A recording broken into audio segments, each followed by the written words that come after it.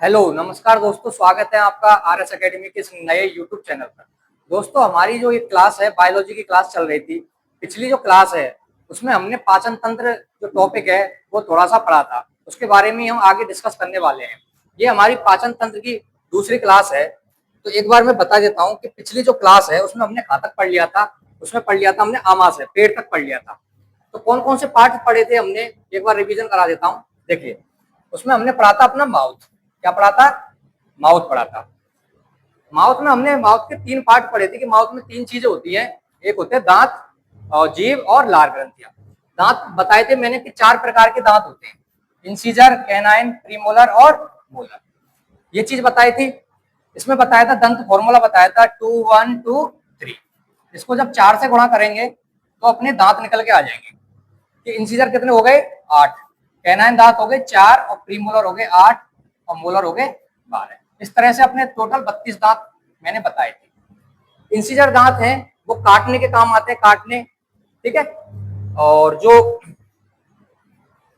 Canine दांत हैं वो चीरने और फाड़ने के काम आते हैं। और जो प्रीमोलर हैं वो खाने को चबाने पीसने के काम आते हैं। और जो मोलर दांत हैं वो भी यही चबाने और पीसने के काम आते हैं। और साथ में क्या करते हैं? लार को खाने में मिलाते हैं।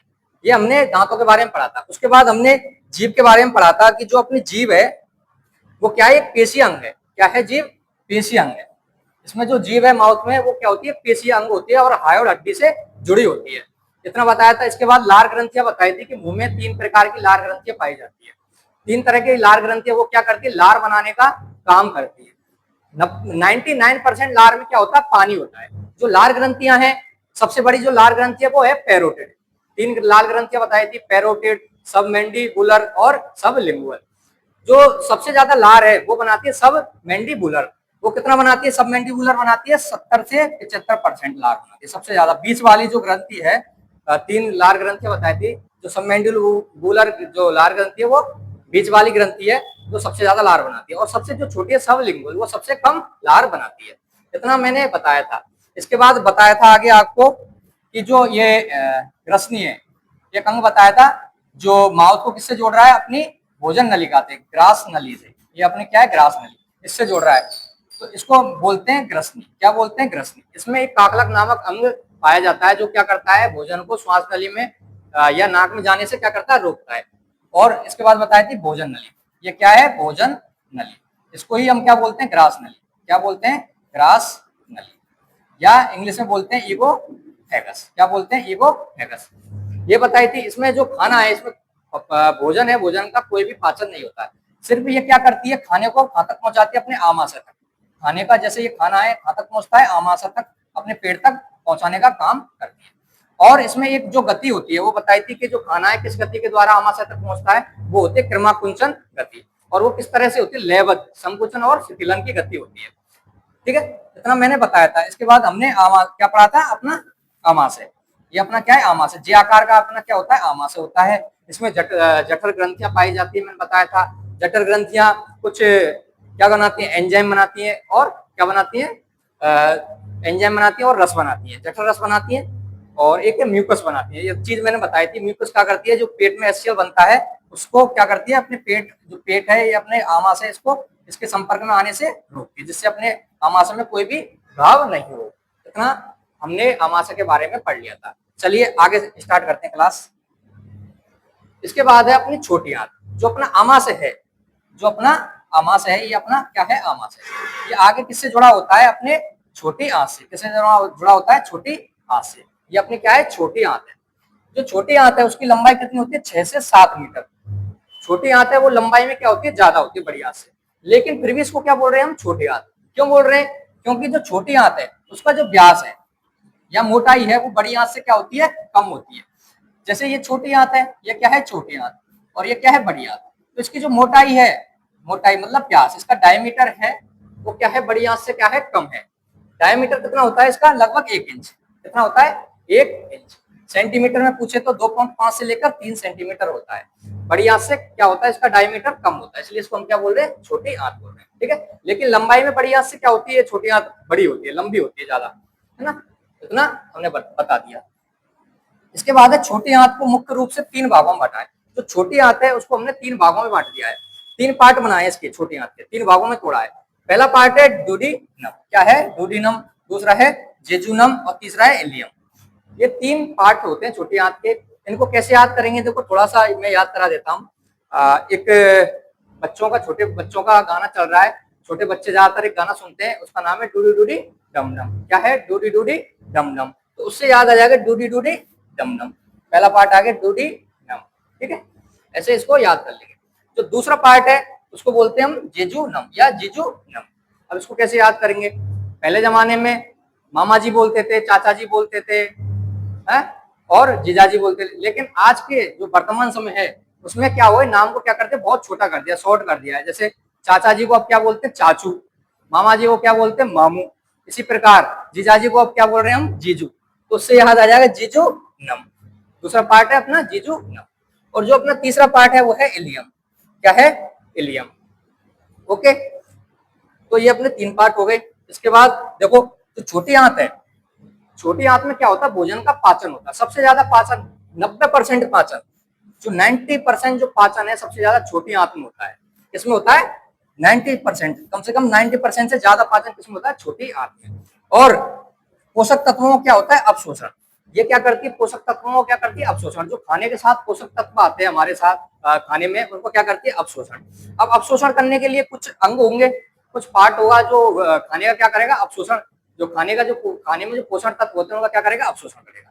तो इसमें एक अंग पाया जाता है, उसको बोलते हैं हम क्या बोलते हैं बिलाई या दीर्घ। उंगली नमा संरचना होती है, ये जो बिलाई है ये क्या होती है उंगली नमा, जैसे दिख रही है आपको उंगली नमा संरचना होती है, बिल्कुल उंगली की नमा छोटी छोटी संरचना होती है। जो कहाँ पाई जाती है, ये जैसे ये छोटी आती है इसकी अंदर भीतरी दीवारों पर, भीतर की अंदरूनी दीवारों पर पाई जाती है क्या बिलाई। ये क्या करती है खाने में से जो खाना खाया है हमने उसमें जो पोषक तत्व है उनको क्या करती है अवशोषण करने का, अब्जॉर्ब करने का काम कौन सा अंग करता है अपना बिलाई। इनको हिंदी में क्या बोलते हैं दीर्घरोम कहा जाता है, ठीक है। तो ये बिलाई होती है।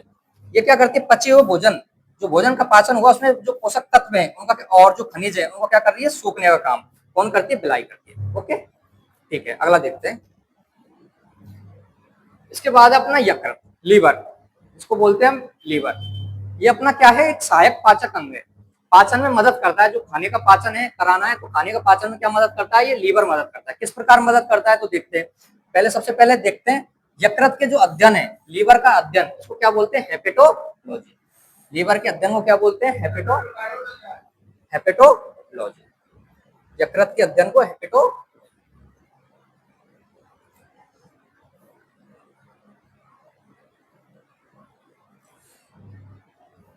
ये अपना यकृत आपको दिख रहा होगा, देखो ये त्रिभुज के आकार का यकृत, किस आकार का होता है त्रिभुजाकार, लगभग त्रिभुजाकार आकार का होता है। और इसका जो कलर है लाल भूरा कलर होता है, लाल बिल्कुल लाल चटक, लाल भूरा हल्का सा भूरा, इस तरह का होता है ये अपना लीवर।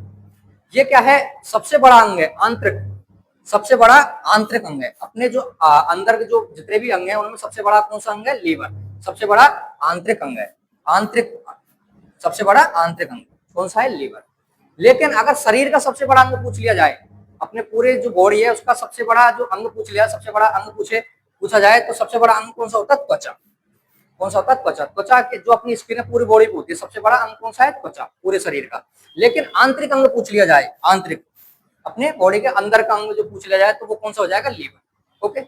इस लीवर का वजन कितना होता है लगभग 1.5 किलो, कितना होता है जो वजन है इस लीवर का होता है 1.5 किलो, ओके। और ये क्या है सबसे बड़ी क्या है बाह्य स्रावी ग्रंथि है। लीवर क्या है मानव शरीर की सबसे बड़ी क्या है बाह्य स्रावी ग्रंथि। ग्रंथियां दो प्रकार की होती हैं, ग्रंथियां जब मैं टॉपिक पढ़ाऊंगा तो उसमें बताऊंगा ग्रंथियां दो प्रकार की होती है, एक होती है बहिस्रावी, एक होती है अंतःस्रावी। बहिस्रावी ग्रंथियां क्या होती है, बहिस्रावी ग्रंथियां वो होती है जो क्या करती है रस बनाती है या एंजाइम बनाती है। क्या बनाती है रस बनाती है या एंजाइम बनाती है। और जो अंतःस्रावी ग्रंथियां होती हैं वो क्या बनाती है हार्मोन्स, क्या बनाती है हार्मोन्स। तो ये क्या है बहिस्रावी ग्रंथि है, ये रस बनाती है। बहिस्रावी ग्रंथि है तो क्या बनाएगी रस बनाएगी या एंजाइम बनाएगी। अब ये रस बनाती है, कौन सा रस बनाती है आगे देखते हैं। देखिए तो ये रस बनाती है, इस रस को बोलते हैं जो पित्त, ये क्या नाम है ये है यकृत, ये क्या बनाता है पित्त बनाता है, पित्त रस। जो लीवर है क्या बनाता कौन सा रस बनाता है पित्त रस बनाता है। इसको हम बोलते हैं बाइल जूस, क्या बोलते हैं इंग्लिश में बाइल जूस। ये क्या करता है, भोजन के पाचन में मदद करता है। क्या करता है, भोजन के पाचन में मदद करता है। देखो एक दिन में कितना निर्माण होता है बाइल जूस का, कितना होता है, 400 से लेकर 800 मिलीलीटर। मतलब कहने का मतलब है कि लगभग आधा लीटर बाइल जूस बनाता है। कौन, लीवर। ओके। अब जो ये बाइल जूस है इसका जो पीएच मान है वो कितना होता है, 7.5 से लेकर 8। कितना होता है, 7.5 से लेकर 8। 7 से ऊपर चला गया पीएच, किससे ऊपर चला गया, मैंने बताया था पीएच स्केल 0 से स्टार्ट होता है, 7 और 14। 7 से कम होता है तो उसको बोलते हैं हम अम्लीय प्रकृति। क्या बोलते हैं, अम्लीय। 7 से ऊपर होता है, 7 से 14 तो उसको बोलते हैं क्षारीय। तो 7 से थोड़ा सा हल्का ऊपर है, 7 से थोड़ा सा ज्यादा है, तो इसको ये किसमें पहुंच गया, क्षारीय प्रकृति में। क्या हो गया, क्षारीय। लेकिन कैसा है, हल्का क्षारीय।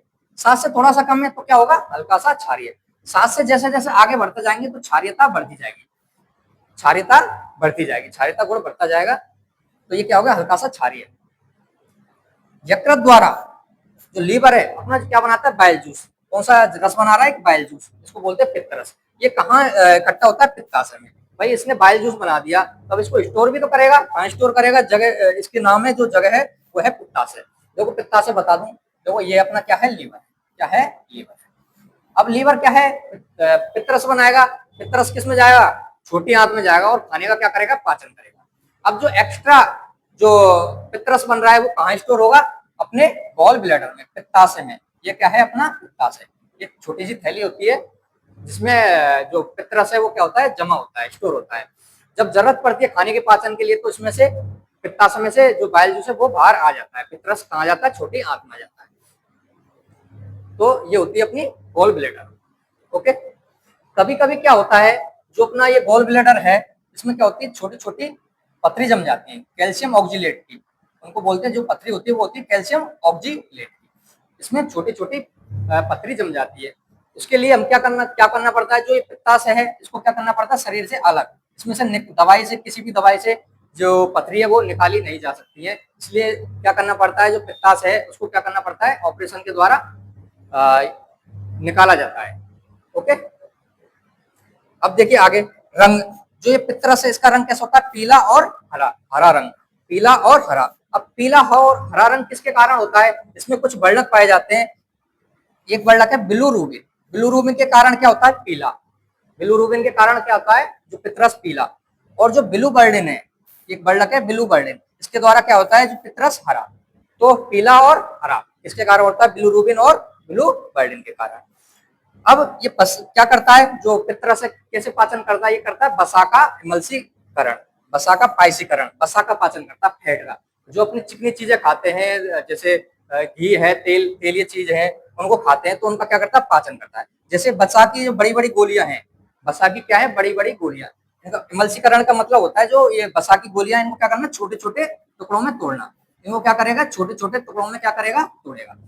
इसी को बोलते हैं बसा का पाइसीकरण या बसा का एमल्सीकरण। बसा की जो बड़ी गोलियां, बड़ी गोलियों को किसमें, छोटी गोलियों में तोड़ना, क्या कहलाता है, बसा का पाइसीकरण। बसा के बड़े टुकड़ों को किसमें तोड़ना, छोटी छोटी बूंदों में तोड़ देते हैं। क्या, इसको क्या बोलते हैं, बसा का पाइसीकरण। कौन तोड़ देता है, पित्तरस। कौन तोड़ देता है, पित्तरस, बाइल जूस। ओके। देखिए आगे, अब अपना जो सहायक अंग है वो है अग्नाशय। ये भी एक क्या है, एक सहायक अंग है जो भोजन के पाचन में मदद करता है। तो ये क्या है, एक तरह की मिश्रित ग्रंथि है। अग्नाशय पैंक्रियाज क्या है, एक मिश्रित ग्रंथि, मिक्स्ड ग्लैंड है। मिश्रित ग्रंथि कैसे है, दोनों तरह से काम करते हैं। ये बहिस्रावी भी है और अंतःस्रावी है। बहिस्रावी को बोलते हैं एक्सोक्राइन और अंतःस्रावी को बोलते हैं एंडोक्राइन। बहिस्रावी ग्रंथि मैंने बता दिया कि क्या बनाती है, रस बनाती है या एंजाइम। तो क्या बनाएंगे, रस और एंजाइम। ये क्या करेगा, रस और एंजाइम भोजन के पाचन में क्या करेगा, मदद करेगा। और क्या बनाती है, जो अंतःस्रावी ग्रंथि है वो क्या बनाती है, हार्मोन। हार्मोन क्या करते हैं, हार्मोन जो बनाएगी वो क्या करेगा, रक्त में ब्लड होता है, ब्लड में शुगर की मात्रा को क्या करेगा, कंट्रोल। जो ब्लड है, ब्लड में शुगर जो होती है उसकी मात्रा को क्या करेगा, कंट्रोल। कौन करेगा, ये हार्मोन। हार्मोन बनते हैं, इसके द्वारा 2-3 तरह के हार्मोन बनते हैं। ग्लूकागन बनता है, इंसुलिन बनता है ना। तो ये हार्मोन बनते हैं। इसकी संरचना देखो, संरचना कैसी हो, पत्ती नुमा। देखो अग्नाशय की जो संरचना कैसी होती है, पत्ती नुमा। देखो पत्ती जैसी दिख रही है, बिल्कुल पत्ती जैसी, पत्ती नुमा संरचना होती है। ओके। ये अपना क्या है, अग्नाशय। अग्नाशय इसको बोलते हैं पैनक्रियाज। देखिए, अब पेनक्रियाज के खोजकर्ता कौन थे? लैंगरहैंस, जो अपना अग्नाशय है पेट में शुरू से ही था, है ना। लेकिन इसकी जो खोज है, इसके बारे में बताया, इसकी कार्य प्रणाली जिसने बताई, इसके बारे में बताया था, जो कौन था? लैंगरहैंस ने। इसने इसकी क्या करी थी? खोज करी थी। अग्नाशय से मुख्य रूप से दो प्रकार के हार्मोन मैंने बताया था, दो प्रकार के मुख्य रूप से हार्मोन बनते हैं, एक इंसुलिन और एक ग्लूकागोन। इंसुलिन और ग्लूकागन, ये दो हार्मोन बनते हैं, और जो ये क्या करते हैं? रक्त में शुगर की मात्रा को क्या करते हैं? संतुलित रखते हैं। रक्त में जो ब्लड है, ब्लड में क्या करते हैं? शुगर की मात्रा को कंट्रोल करते हैं। अग्नाशय से क्या बनता है? अग्नाशय रस बनता है, मैंने बताया था। इससे रस भी बनता है, एक एंजाइम भी बनता है, इसको बोलते हैं अग्नाशय रस। अग्नाशय से बनने वाले रस को क्या बोलते हैं? अग्नाशय रस। ये अग्नाशय रस क्या करता है? प्रोटीन, कार्बोहाइड्रेट और वसा, तीन चीजें, प्रोटीन, कार्बोहाइड्रेट और वसा, इन तीनों चीजों को क्या करता है? पाचन। खाने में प्रोटीन की चीजें भी खाते हैं, दाल वाल, और कार्बोहाइड्रेट की भी चीजें खाते हैं, और वसा की भी चीजें खाते हैं। इन चीजों का इनका पाचन करने, भोजन में पाचन करने का मदद कौन करता है? क्या करता है? अग्नाशय रस।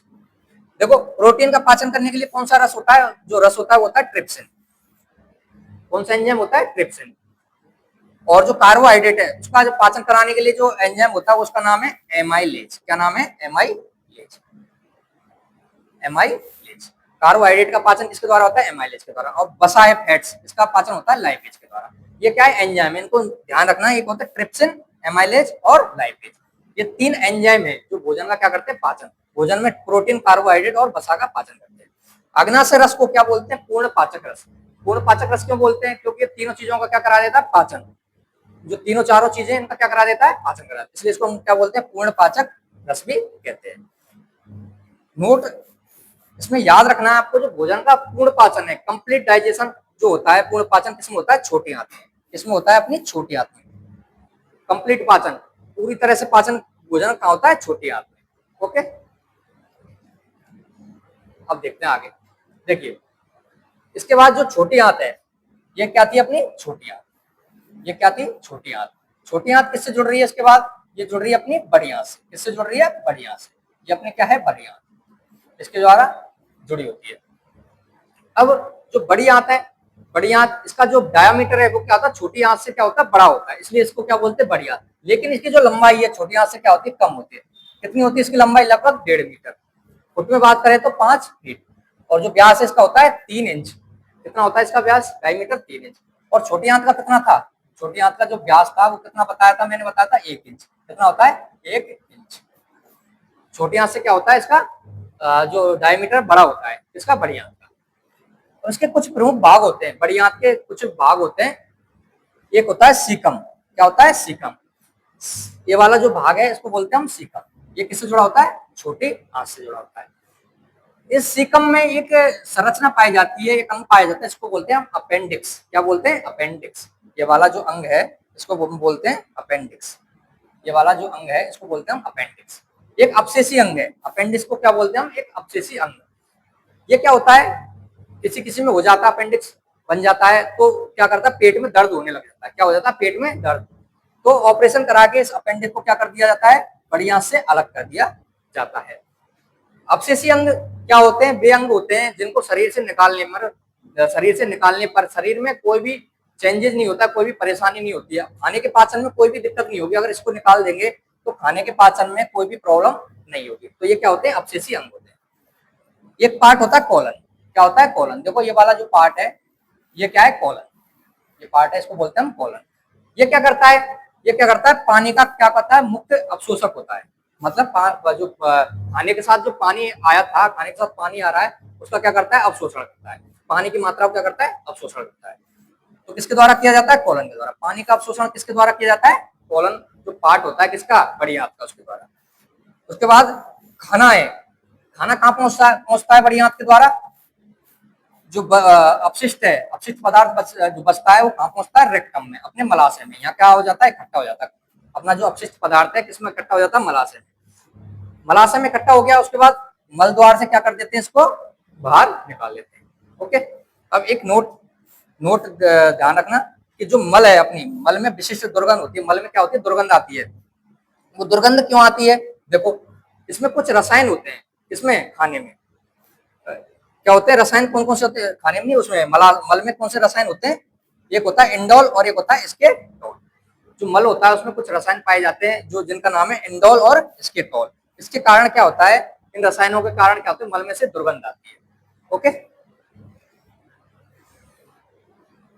देखिए अपना जो पाचन तंत्र है वो यहाँ कंप्लीट हो चुका है, लेकिन इसके अलावा कुछ इंपॉर्टेंट पॉइंट्स हैं, कुछ महत्वपूर्ण बिंदु हैं, उनको एक बार देख लेते हैं। इनमें से क्या होता है, अक्सर एग्जाम में क्वेश्चन बनने की संभावना रहती है। देखिए क्या क्या पॉइंट है। देखो, मुंह में बना हुआ भोजन का गोला, जो मुंह में अपन खाना खा रहे हैं तो एक गोला बन जाएगा। गोला कैसे बनेगा, खाने के साथ जब लार मिल जाएगी तो एक गोला बन जाएगा, उसको हम क्या बोलेंगे, बोलस। क्या बोलेंगे, बोलस। लार के साथ जब भोजन मिलता है, लार के साथ जब भोजन मिलता है उसको क्या बोलेंगे हम, बोलस। ओके, अमाशय में पचित, जो अपना स्टोमक है, पेट है, उसमें जो पचित भोजन है, भोजन का जो पाचन हो जाता है उसको क्या बोलते हैं हम, कायम। क्या बोलते हैं, कायम। इसको बोलते हैं अमाशय में पचित भोजन को क्या बोलते हैं, कायम। ओके, एक वयस्क मानव का आहार नाल, जो आहार नाल है अपना पूरा, जो जिसमें होकर खाना जाता है, पूरा जो आहार नाल है, यानी मुंह से लेकर गुदा तक, मुंह से लेकर गुदा तक की जो लंबाई होती है वो कितनी होती है, 9 मीटर। कितनी होती है, कंप्लीट जो आहार नाल की लंबाई होती है वो होती है 9 मीटर। ओके, अब देखिए, देखो जीव, एक शाकाहारी जीव होते हैं, एक मांसाहारी होते हैं, एक सर्वाहारी होते हैं। लेकिन जो शाकाहारी जीव हैं उनमें जो आहार नाल है वो सबसे ज्यादा लंबी पाई जाती है। क्यों पाई जाती है, देखिए जो शाकाहारी जीव हैं उनकी जो आहार नाल है वो मांसाहारियों की तुलना में क्या होती है, अधिक लंबी होती है। इसका कारण यह है क्योंकि जो शाकाहारी भोजन होता है, जो शाकाहारी भोजन होता है उसमें क्या पाया जाता है, सेलुलोज। क्या पाया जाता है, एक सेलुलोज पदार्थ पाया जाता है, जिसके पाचन के लिए क्या चाहिए, लंबी आहार नाल की क्या होती है, आवश्यकता होती है। सेलुलोज जो होता है उसके लिए, पाचन के लिए क्या होता है, लंबी आहार नाल की क्या होती है, आवश्यकता होती है। तो ये सेलुलोज है, ये कहां से प्राप्त होता है, देखो ये मिलता है पादपों की कोशिका भित्ति में पाया जाता है। किसमें पाया जाता है, पादपों की कोशिका भित्ति में क्या पाया जाता है, सेलुलोज। इसके पाचन के लिए क्या चाहिए, लंबी आहार नाल की आवश्यकता होती है। तो जो शाकाहारी जीव है, तो उनकी जो आहार नाल है वो क्या होती है, लंबी होती है। किसकी तुलना में, मांसाहारी जीवों की तुलना में। ओके,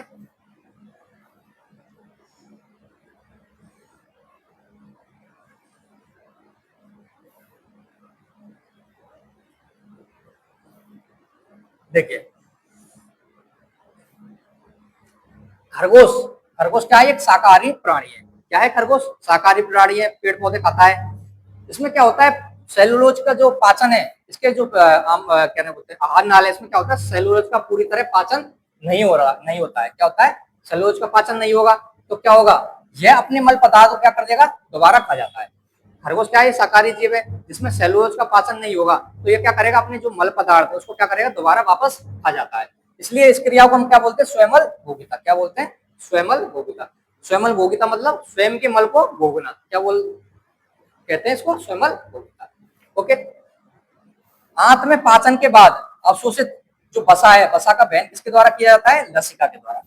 लसिका को बोलते हैं लिम्फ। क्या बोलते हैं, लिम्फ। आंत में जो आंत होती है अपने, उसमें जो बसा का जो पाचन बहन है, किसके द्वारा किया जाता है, लसिका के द्वारा। किसके द्वारा किया जाता है, लसिका के द्वारा। यकृत, अपने लीवर के बारे में देख लेते हैं। लीवर में क्या होती है, रीजनरेशन की या पुनर्जनन की जो क्षमता होती है सर्वाधिक होती है। रीजनरेशन की क्षमता किसमें सबसे ज्यादा होती है, लीवर में। लीवर के खराब हो जाने से कौन सा किसके कारण खराब होता है, अपने होता है पीलिया रोग के कारण। लीवर जो किसके कारण होता है, पीलिया रोग के कारण क्या हो जाता है, खराब हो जाता है। बड़ी आंत में, जो अपनी बड़ी आंत होती है, बड़ी आंत में एक सहजीवी पाया जाता है, उसको बोलते हैं ई कोलाई। क्या बोलते हैं, ई कोलाई नामक एक सहजीवी जीवाणु पाया जाता है। सहजीवी जीवाणु कौन सा, ई कोलाई नामक। पेप्टिक अल्सर, मैंने बताया था पेप्टिक अल्सर का मतलब है पेट में घाव होना। घाव किसके कारण होता है, एचसीएल की जो एचसीएल है वो किसके संपर्क में आ जाता है, अपने पेट के, अपने आमाशय के संपर्क में आ जाता है। तो पेप्टिक अल्सर का मुख्य प्रमुख कारण क्या है, प्रमुख कारण क्या है, एक बैक्टीरिया होता है, उसका नाम है हेलिकोबैक्टर पाइलोरी। क्या नाम है, हेलिकोबैक्टर पाइलोरी बैक्टीरिया के कारण क्या होता है, पेप्टिक अल्सर हो जाता है। पाचन के बाद, पाचन कराया, खाने का पाचन कराया, जो कार्बोहाइड्रेट की चीजें, कार्बोहाइड्रेट है उसका किसमें परिवर्तित कर देते हैं, उसको किसमें तोड़ते हैं, ग्लूकोज में। कार्बोहाइड्रेट को किसमें परिवर्तित किया जाता है, किसमें तोड़ते हैं, ग्लूकोज में। पेप्सिन एंजाइम अब देखो जो एंजाइम है किसमें बनता है, अमाशय में बनता है पेप्सिन एंजाइम। पेप्सिन एंजाइम को अपनी क्रिया के लिए किसकी आवश्यकता होती है, एचसीएल। जब ये एचसीएल अम्ल निकलेगा तो एचसीएल किसमें, अपने अमाशय में। अमाशय में कौन सा एंजाइम निकल रहा है, पेप्सिन। उसकी क्रिया के लिए, इसको एक्टिव करने के लिए, पेप्सिन एंजाइम को एक्टिव करने के लिए एचसीएल की क्या होती है, आवश्यकता होती है। तो यहाँ पर अपने जो ये पॉइंट्स हैं, महत्वपूर्ण जो बिंदु हैं, कंप्लीट हो चुके हैं, इनसे सवाल आने की संभावना रहती है। तो दोस्तों अपना जो ये पाचन तंत्र है वो अब कंप्लीट हो चुका है। इसके बाद हमारा नेक्स्ट टॉपिक है वो हम पढ़ेंगे अगली क्लास में। आज के लिए बस इतना ही। उम्मीद करता हूँ वीडियो आपको अच्छा लगा होगा, तो ज्यादा से ज्यादा वीडियो को लाइक करें, शेयर करें, और अगली वीडियो में मिलते हैं। आज के लिए बस इतना ही। धन्यवाद।